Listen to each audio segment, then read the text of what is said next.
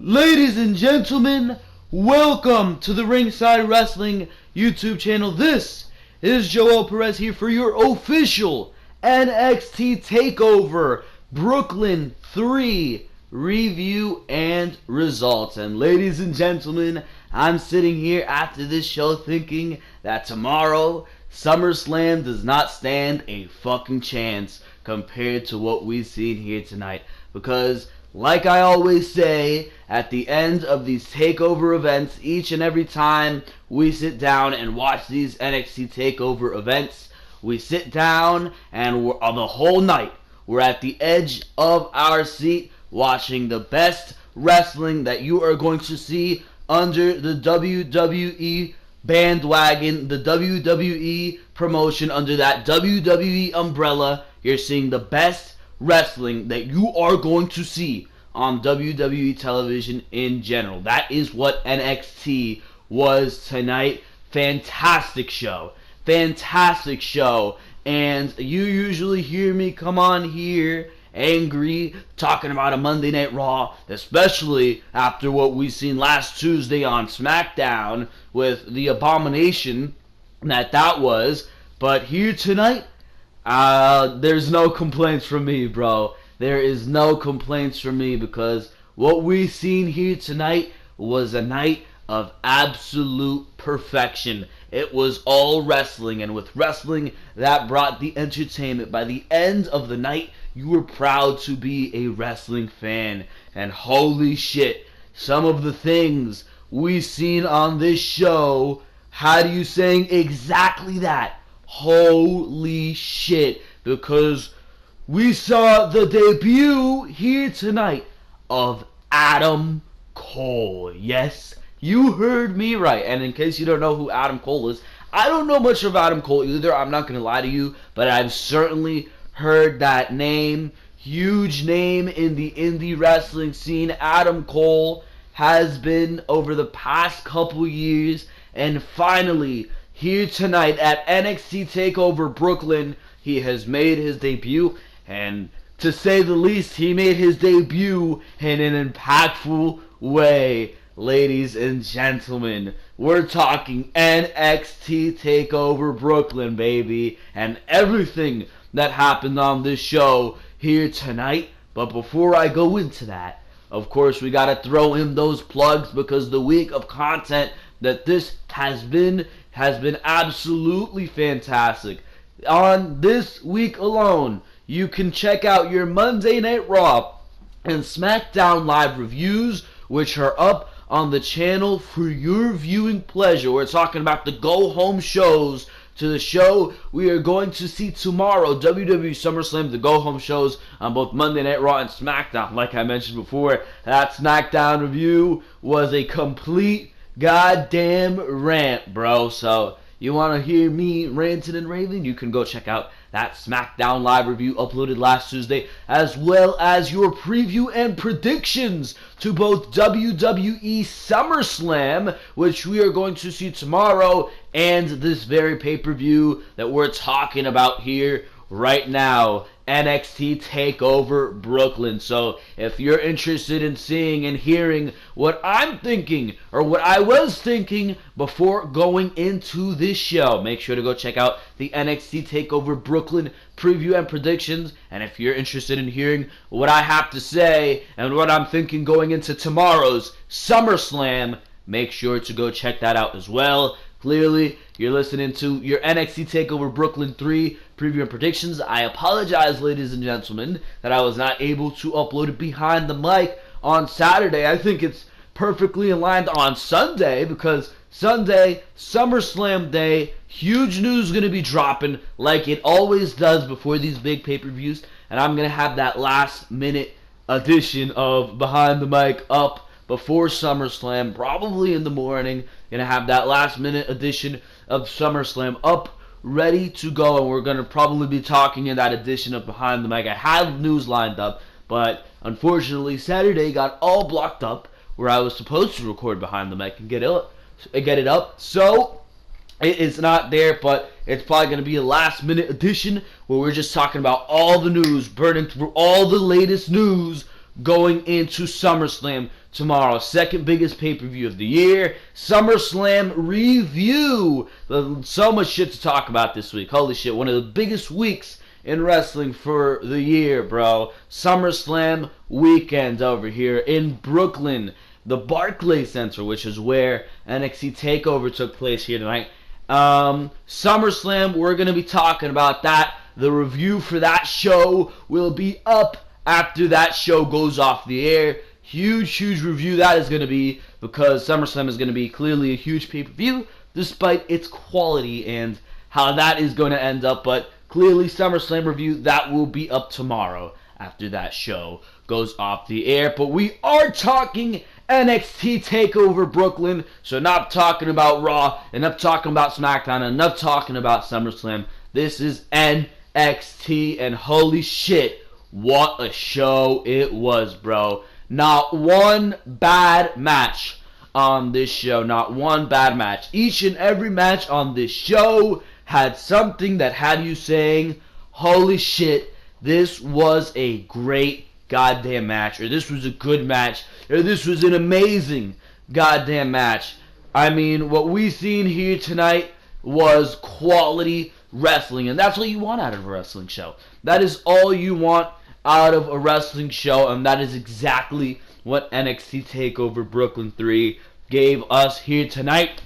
We're going to start off from the top, and we're going to go straight to the main event here. We're starting off with the match that started off the show, and that was Johnny Gargano versus Andrade Cien Almas. These two started off the show, and they started it off, to say the least, very well. Holy shit, did Andrade and Johnny Gargano start off the show well. This match did not slow down. It started off quick, and it did not slow down the entire time, bro. They were going back and forth the entire time. And Johnny Gargano and Andrade Cien Almas here proved what great singles competitors they are in the fucking ring. As if they needed to fucking prove that. They just put an exclamation mark on that fact here tonight, and it was absolutely great. There was a point in this match where Gargano, he was looking for the spear through the ropes that he does, and Almas, he caught him and did a beautiful backbreaker. Neck landed right on the knee, and then he did one of those moves where he just slaps you down. Absolutely fantastic. Those were some of the nice spots of the match. There was a super near fall here where Johnny Gargano, he got a Hurricane Rana, beautiful Hurricane Rana, leveled that down to the submission move, the Gargano escape, I believe he calls it, which Almas, amazingly, despite the fact that Johnny Gargano was able to extend the move, and as Almas was getting to the ropes, he did that Sasha Banks thing where he kicks the ropes and he regroups himself in the middle of the ring. Despite that, Andrade was still able to get out of the predicament here, and there was a point where Almas, he got the double knees. That is his finisher. Huge near fall there, and Gargano, he was able to kick out. In the end, though, Gargano got in two huge super kicks and was charging up to get the big knee, which I don't know how that was going to look, because him and Ciampa used to do it together, but now he does it on his own. I believe I remember him doing it in NXT with Mendoza, the guy he faced, but that's besides the point. He was charging up for the big knee, but Selena Vega, who was on the outside for Andrade this entire match, was cheering him on the entire match. Selena Vega, he tossed Gargano, and I love the detail they throw into these storylines. He tossed Gargano a DIY shirt, and Gargano was like, what the fuck is this? And that was enough time to distract Gargano, allowing Andrade to hit this huge DDT finisher that he does. I don't know the name of it, but it is a beautiful DDT where he like kicks your leg from under you and you go down into a DDT. Beautiful DDT, and from that it was a 1, 2, 3 all over for Johnny Gargano. So This was a very well executed match. It did not slow down, but my favorite thing here was the intricacy that they threw into the storyline. They are not allowing you to forget that Johnny Gargano and Tommaso Ciampa, as soon as Tommaso Ciampa gets back from injury, that rivalry is going to kick off. And the throwing in of the DIY shit to distract Gargano and just to have him contemplate, what the fuck is this? What am I doing? And that being the final nail in the coffin, allowing Andrade to win. I love the level of detail they put into the ending of the matchup because they're reminding you, Tommaso Ciampa and Johnny Gargano. Gargano might be a singles competitor for a couple months, and he might just be in these matches trying to find his footing in the NXT mid-card, but as soon as Tommaso Ciampa gets back, it is going to be on. And I love the fact that this is the way that the match ended. Fantastic ending to this match. Great match overall. I enjoyed the hell out of what they did here. Very fast-paced. This match never slowed down, and it was a very, very good match to start off the show, to get the crowd warmed up, and to say the very least, the show did not stop getting better from here, because we went on to your tag team championship match, which this was pretty much an all-out war. It was Alexander Wolf and, to begin with, Killian Dane of Sanity versus the Authors of Pain. Now, Corey Graves, he joined us for this match. I don't know why. They had two special guest commentators here tonight. We will talk about the next one when he does get up to the stage, but Corey Graves joined them as a special guest commentator. He joined Percy Watson, which I don't know why the fuck they just didn't get Percy Watson the fuck out of there, bro. At that point, they had 4 commentators on the table. Percy Watson practically wasn't talking at that point. But it was Nigel McGuinness, Corey Graves, and Mauro Ranallo. Mauro Ranallo, who, by the way, did a fantastic job calling his first takeover. This takeover kind of felt better and more exciting, if it is even possible, for takeovers with these fantastic crowds, which, by the way, the Brooklyn crowd was absolutely fantastic here tonight. But I mean, what do you expect, bro? It's fucking New York. It is Brooklyn. It is one of the hottest crowds that you can expect in wrestling in general, in any medium in general. New York is going to be one of those hottest crowds, and they definitely were here tonight. But then again, any NXT Takeover has a fantastic crowd, whether it's in Chicago, whether it's in Dallas, whether it's in Louisville, Kentucky, bro. It's going to be a fantastic fucking crowd, because in NXT Takeover, you have no choice but to get hype over what is going on in the middle of that ring. But the brawl in this match started before the bell even fucking rung. This match was originally, it was supposed to be Killian Dane, but before Killian Dane tagged in, Eric Young, he got on the corner. Killian Dane took a step down, which is kind of my only little nitpick here. Why would you sub out Killian Dane, bro? I mean, Killian Dane is the only guy that you have in Sanity who is near the size of one of the Authors of Pain. He's near the physique of one of the Authors of Pain, but why would you sub him out? Why would you put him on the bench for this match?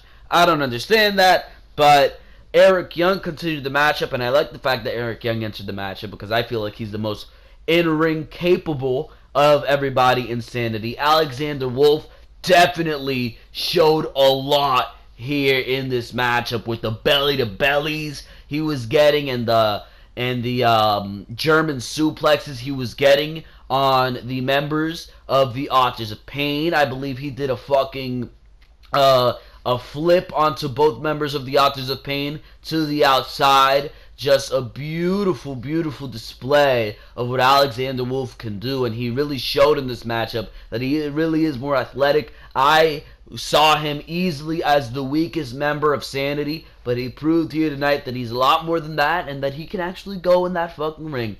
Alexander Wolf showing that he's pretty good in that damn ring, and I like it. I like it. But there was a lot of great spots in this matchup. There was a point in this match where everyone was laid out on the outside. Nikki Cross gets in. Paul Ellering's like, no, no, no, no. He gets in the fucking middle of the ring, starts arguing. Referee's holding back both Paul Ellering and Nikki Cross. Nikki Cross just says, fuck this. Goes to the fucking top rope and jumps, cross bodies one of the members of the Authors of Pain. Clearly, he fucking catches her. That ain't fucking happening. These motherfuckers are like 300 pounds. Ain't no Nikki Cross, probably weighing in at like 120 or 130, going to fucking take down these behemoths. They catch her. Here comes Killian Dane, who fucking crossbodies, and the referee is distracted at this point by Paul Ellering, who is still fucking arguing with the ref over the fact that he let Nikki Cross go. But he gets a huge crossbody into this table that was set up earlier in the match before the bell even rang. Eric Young, he fucking set up a table on the side, and it was put to good use because, I mean, Nikki Cross caught in the crossbody, sandwiched in the middle of whichever Author of Pain it was, Akam or Razor. Let's just assume it was Akam. Sandwiched in the middle of Akam and Killian Dane, and he goes down for a crossbody. That eliminates Akam. I'm going to say, I'm not sure which Author of Pain it was. I'm guessing it was Akam. And that allows the 2-on-1 attack between Alexander Wolf and Eric Young to take place on the other member of the Author of Pain. And I'm not sure what move they did, but they did some double team move, and it was 1, 2, 3. The Authors of Pain are defeated. We have new tag team champions. Now, I don't like the fact, I'm going to be quite honest with you, I do not like the fact that the Authors of Pain did not lose or lost the tag team titles to Sanity. I would have much rather seen them lose them to Kyle O'Reilly and Bobby Fish, or the Street Profits, who have been rising up. I would have much rather seen a face versus heel dynamic with a lot of a great match, but clearly that was not what we saw here tonight. Sanity actually shockingly took the titles from the Authors of Pain. Now, that was shocking enough for me.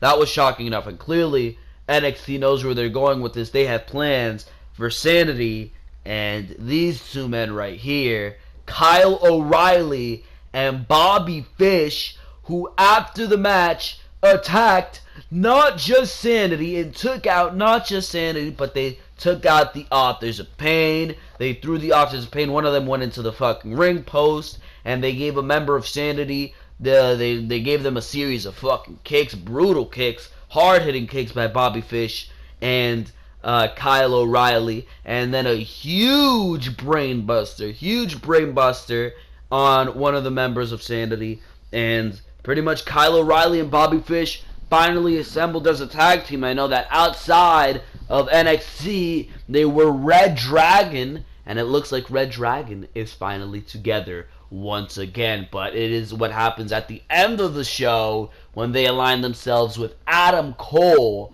that strikes my interest the most, and we're going to talk about that when we're done with our talk about all these matches. But we move on to Aleister Black versus Hideo Itami, which I had nothing but high expectations for. And to make this match even better than it already was, JR, good old JR, bro, Jim Ross, joined this match as a special guest commentator. Absolutely delighted I was to see Jim Ross join this match, or join the commentary crew during this match to commentate. I was absolutely delighted. I think seeing JR and Mauro Ranallo on the same commentary booth gave me goosebumps. It had me with a huge smile on my face. Only something you will see in NXT. Jim Ross and Mauro Ranallo on the same commentary table. Absolutely fantastic. But this match was hard hitting, bro. From beginning to end. From the start, it was kick after kick after kick. These guys beat the shit out of each other. From the beginning of this match, Aleister Black was bleeding from the fucking nose. Ref had the gloves on the entire match, checking on Aleister Black's nose, because he was bleeding from that nose the entire time, and it only got more brutal as the match went on. Huge spots like a springboard moonsault from the second rope by Aleister Black onto Hideo Itami. A Falcon's Arrow from the top rope by Hideo Itami onto Aleister Black. Just some great spots in this matchup. Hard-hitting kicks. But in the end, it was one move that decided the fucking fate of this matchup. And of course, it was the Black Mask, which did allow Aleister Black to hit Hideo Itami and win the match. Hideo Itami faded to black. Some things I would like to note in this match that I absolutely loved. Hideo Itami's great as a heel. Hideo Itami showed in this match that he is great as a fucking heel. During this match, he fucking sat down and he showed those fucking heel tendencies. He sat down Indian style or in the fucking pretzel like Aleister Black does, and he was mocking Aleister Black. I absolutely enjoyed that part of the matchup. This match just went further on to prove that both Hideo Itami and Aleister Black are absolutely fantastic in that ring. Very good match for Hideo Itami. He really fell out of the limelight after those 2 injuries. He's been in NXT for 3 years. He's been out for 2. And having matches like this against Cassius Ohno, against Aleister Black, it's really allowing the crowd to get behind him as a heel now, though. So Hideo Itami quickly, once again, becoming, with the quality of match that he is having, quickly, once again, becoming a notable name down in NXT, because this was a fantastic match. Or a great match, I should say. Not fantastic, but a great match between him and Aleister Black. Very hard-hitting, very just brutal, like, you don't know what's going to come next. A lot of strong style in this matchup you've seen, and I enjoyed the hell out of it, bro. We move on to Asuka versus Ember Moon, the Women's Championship match. Absolutely fantastic match. Best match of the show by far, bro. This is the best women's match that we have seen since Sasha Banks versus Bayley at the original NXT Takeover Brooklyn event 2 years ago. This match was phenomenal, bro. And excuse me, because I'm wearing my AJ Styles shirt, but I ain't exaggerating, bro. This match was phenomenal. Absolutely great. Ember Moon came into this match with a grudge. The story was there. The stakes were there. The high, oh my god, what is going to happen in this match was there. It was the streak of Asuka here on the line, and this was the closest Asuka streak has come to ending.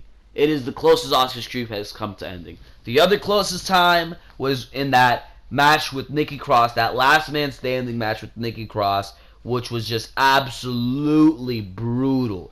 But besides that, this match took Asuka and her streak to the goddamn limit, bro.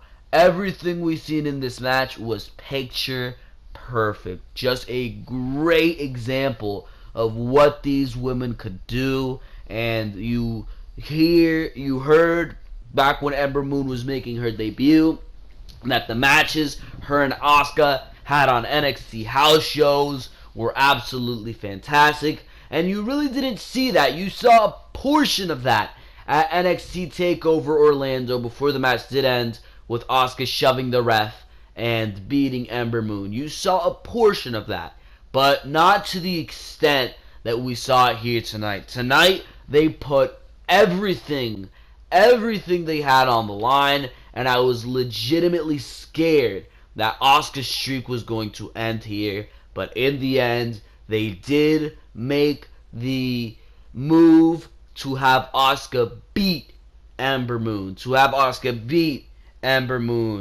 Ember Moon, she dominated a lot of the early match here until Asuka sent her into the steel steps and got a nasty suplex on the steel ramp. From there, it was back and forth. Asuka worked on the arm a little bit. It was just back and forth, move after move. Ember Moon did one of those things where she came off the ropes, and she got that snap suplex, which I absolutely adore when wrestlers do that. She hit the fucking, and this was the moment of the matchup. This was the moment where everybody was just like, what the fuck just happened, bro? Ember Moon hit her coveted Eclipse, and the entire build to this matchup was, if Ember Moon hits that Eclipse, it's over. Asuka's undefeated streak is over, and she hit it. And she hit it. She hit the Eclipse. Asuka was in the middle of the ring, and it was 1, 2, kick out. Kick out as my cat meows at me. Even she is shocked. Even she is shocked, bro, because holy shit. It was just one of the most shocking moments I've ever seen. I was just like, Asuka's undefeated streak is done. And it was like those long 2 seconds where you're just like, it's over. It's over, and you're contemplating. It's like the ending of the Undertaker streak almost to a degree. Clearly more minimized than that because Undertaker streak went on for 20 years or so. But this was just like, whoa, is this really going to happen? And she kicked out, and everybody's just fucking shocked. What the hell just happened? Holy shit. Holy shit. The Eclipse is fucking devastating, and Asuka just fucking kicked out. And after that, I'm like, nobody can beat Asuka. That is what this match proved. This match proved that nobody can beat Asuka, bro, because holy shit.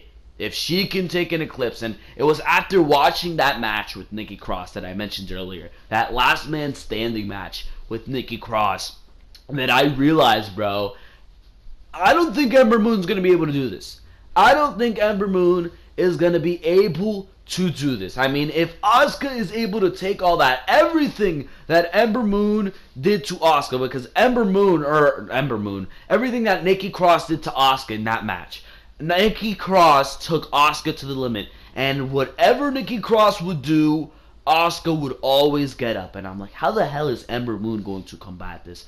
Asuka is fucking beastly. She is godly, and I don't think even an Eclipse is going to able to finish that after what she withstood in that last man standing match with Nikki Cross, and that was exactly the case. NXT and the people writing this show, Triple H, I think they booked this perfectly because they took that and they took how they booked Asuka into account when booking the finish of this matchup. Ember Moon, this match went on a little bit longer. Somehow Asuka got back on her fucking feet. She was fucking hiding behind the ref as Ember Moon was going for another Eclipse. Ember Moon instead went for a crossbody. Asuka reversed that into a pinfall. She had the tights. It was 1-2, and it was a 3 count, but the ref noticed at the last moment that Asuka had the tights, so the match did not end there. Super near fall right there. Ember Moon then hit a super kick, pinfall there. 1-2, Asuka kicks out. She gets a roll-up somehow. I don't remember what led up to the roll-up. Roll-up, and she does kick out. Asuka kicks out again, but this time she locks in the Asuka lock. And I'm like, it's over. It is over. And Ember Moon was in that Asuka lock for a good minute, but in the end, she tapped out. And NXT, the people writing this show, made a fantastic decision. Because if it is up to me, what I would do is either you have Kairi Sane win the, or whatever the fuck her name is, in the women's tournament. Clearly, she is the successor to Asuka. There's a lot of buzz around her. I know she's a Japanese-based wrestler, and she is very, very good. And it's either Kairi Sane wins the Mae Young Classic, and the winner of the Mae Young Classic, what happens to them is that they get a shot at the Women's Championship, at the NXT Women's Championship, at whoever is holding that NXT Women's Championship, and Kairi Sane defeats Asuka, or, and this is what I would do, Asuka says, on NXT Wednesday, comes out and says, you know what? I have beaten everybody in NXT. Each and every woman that has come up to me, I have beat her. And nobody is ready for Asuka. So Shane McMahon has offered me a contract to go to Smackdown Live, and I am going to take it because I beat Ember Moon. I've beat the Baileys. I've beaten whoever the fuck else Asuka has beat. The Mickey James, the Nikki Crosses. There you go. There are some names. The Peyton Royces, the Billy Kays. Fucking destroyed the Liv Morgans, right? I've destroyed everybody who has come, and she goes up to the main roster. She does the same. Still undefeated. She does the goddamn same. Defeats each and every opponent that comes up to her until WrestleMania 34. Builds up to her match against Charlotte. Charlotte versus Asuka. Asuka beats Charlotte at WrestleMania 34. Retained the Women's Championship, which she won, or wins the Women's Championship. I don't know. Whichever you want to do. Wins the title or defends the title. I would have her defend the title. And she defends her title successfully. And the next night, or on Tuesday night following WrestleMania, she says once again, nobody is ready for Asuka. There is no one left for me to beat. I have beaten everybody on SmackDown Live.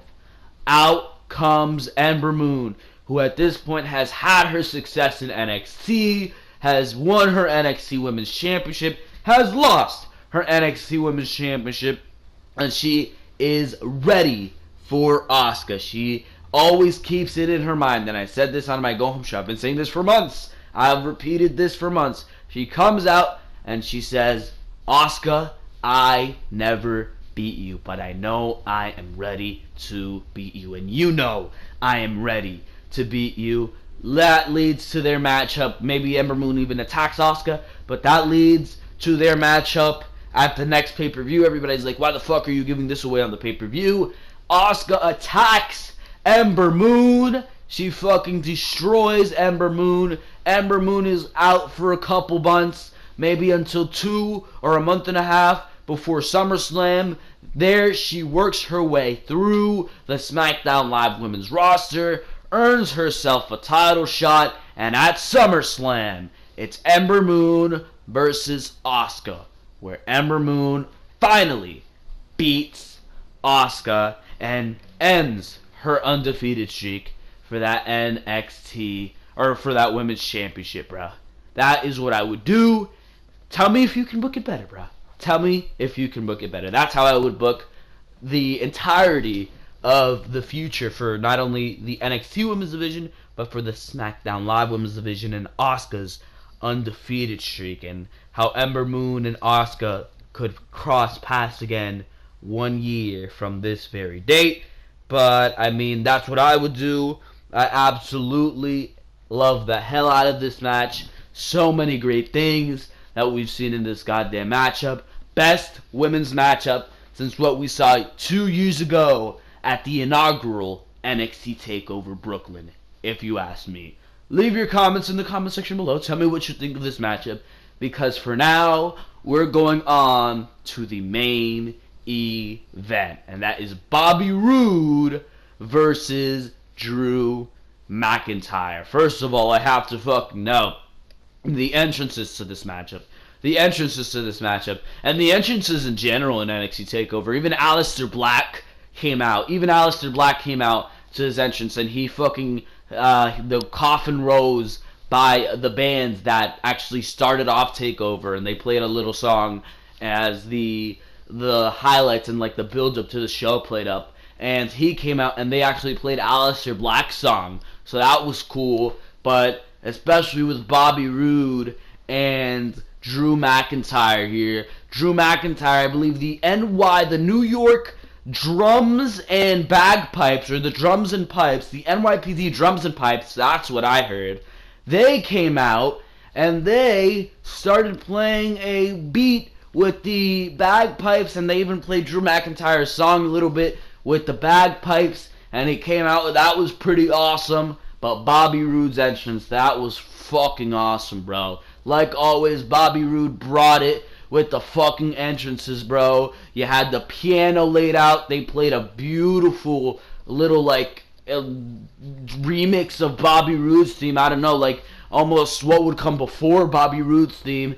And of course, he came out with this beautiful red robe, fucking spun around. He had the thing where he just stands there and it spins him around. Just amazing entrances. Amazing entrances. And every time Bobby Roode is in a main event, you cannot help but feel that big main event feel, bro. A little bit less than what it should have been, because they were following the amazing match of the show, the match that stole the show here, Ember Moon and Asuka. They were following that, so you were a little dry going into this match. You were tired going into this match, but they certainly put on a very, very good main event worthy matchup, what I would say is probably Bobby Roode's best match in defending the NXT Championship. Yeah, the matches he had with Nakamura were damn good, and the match he had with Utami was pretty good, but not the best. This match, I would say, was his best title defense that he's had. His best match in WWE, I'd probably say the match he had with Ty Dillinger, I believe, when he debuted in WWE. I thought that was a very, very good match. I think that was in NXT Takeover Brooklyn last year, I believe. But the match he had with Ty Dillinger, I think that was a very good match. But this one, I think, would definitely be a close segment. And the match he had with Roderick Strong, definitely, on NXT television, that was a good one. Oh, how about the match he had with Cash Sono? Okay, instead of admiring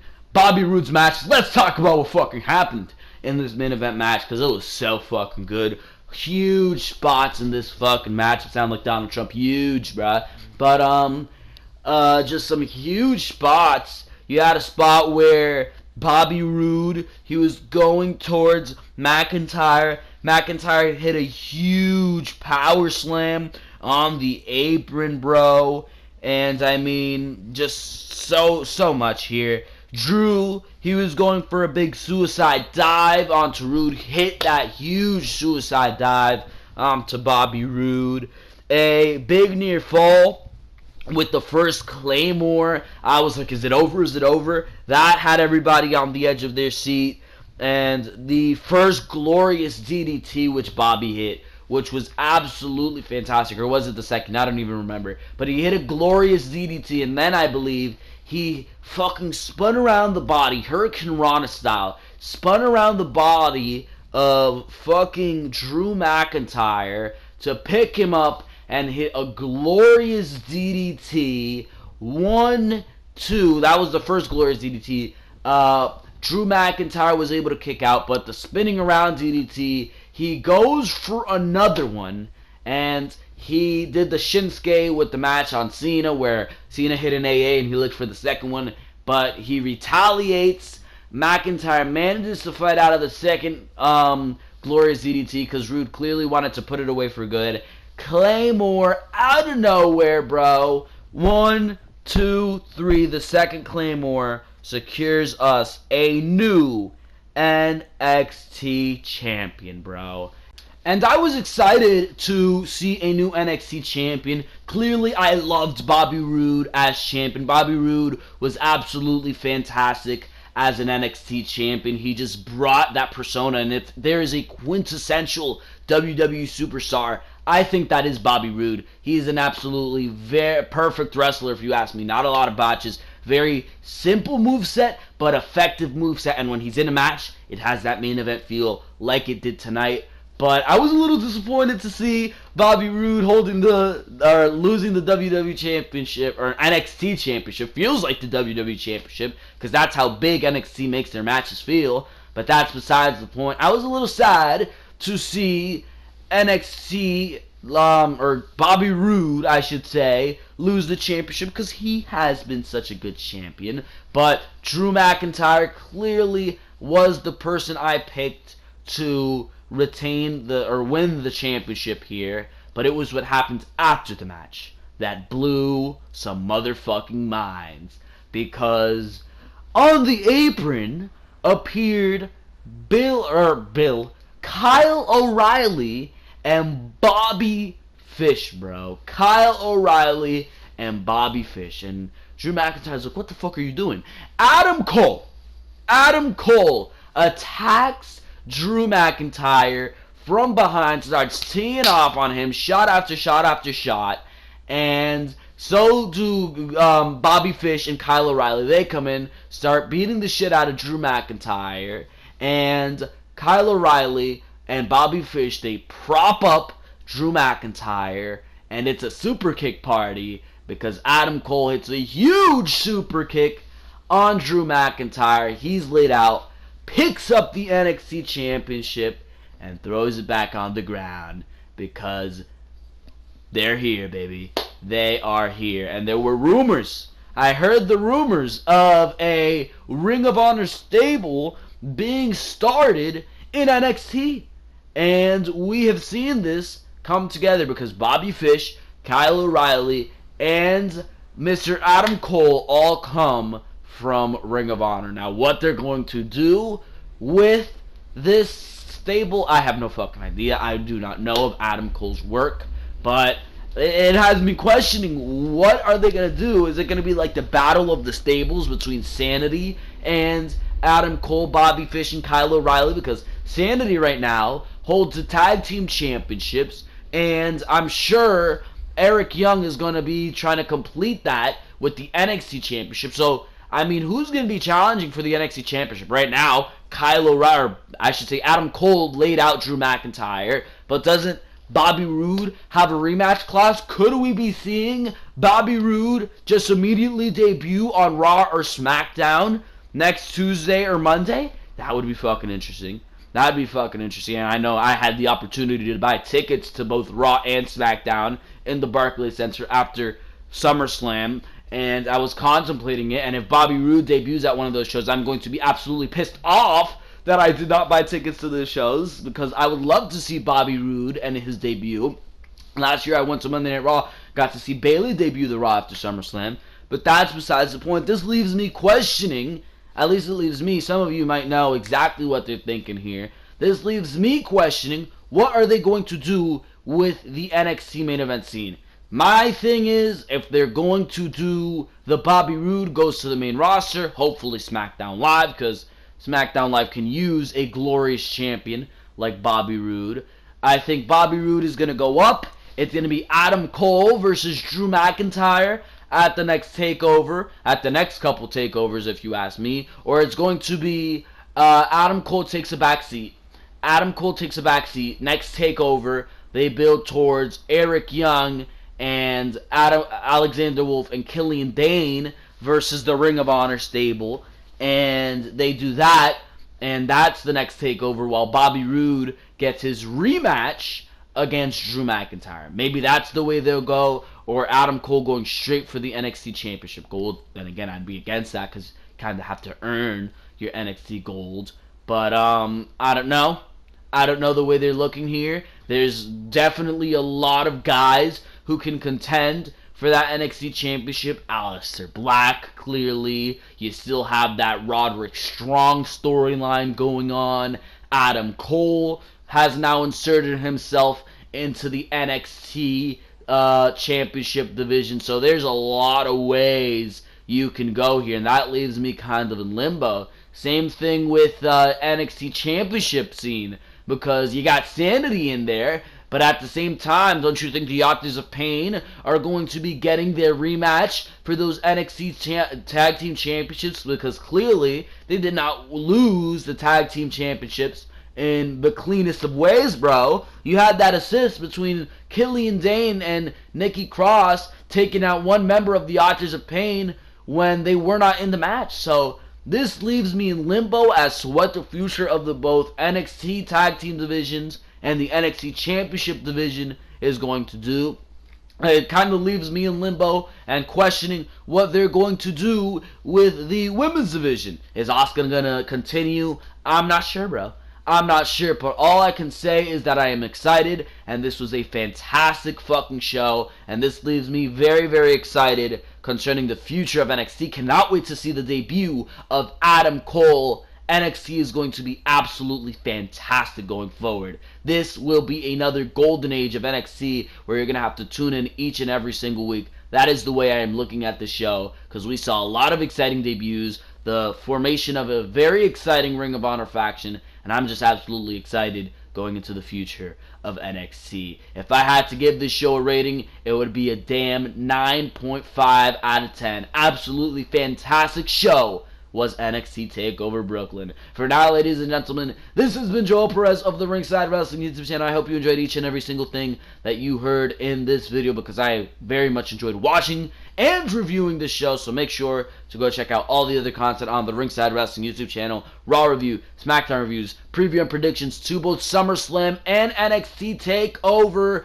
Brooklyn, the show I am talking about right here. SummerSlam review coming tomorrow. Behind the Mic episode number 33 coming tomorrow. So you can expect all that great stuff on the Ringside Wrestling YouTube channel. Links to the videos that are already out are in the description. Make sure to subscribe to the Ringside Wrestling YouTube channel. Comment what you thought of NXT TakeOver Brooklyn here tonight. And of course, make sure to like this video if you enjoyed what you heard here, because I certainly enjoyed talking about what I saw here tonight. Of course, make sure to go check out the Twitter account. We were tweeting the amazing reactions that we had to this show here tonight. A lot of great stuff we've seen. I was tweeting all that good stuff out. So make sure to go check out the Twitter account of the same name, Ringside Wrestling ENT.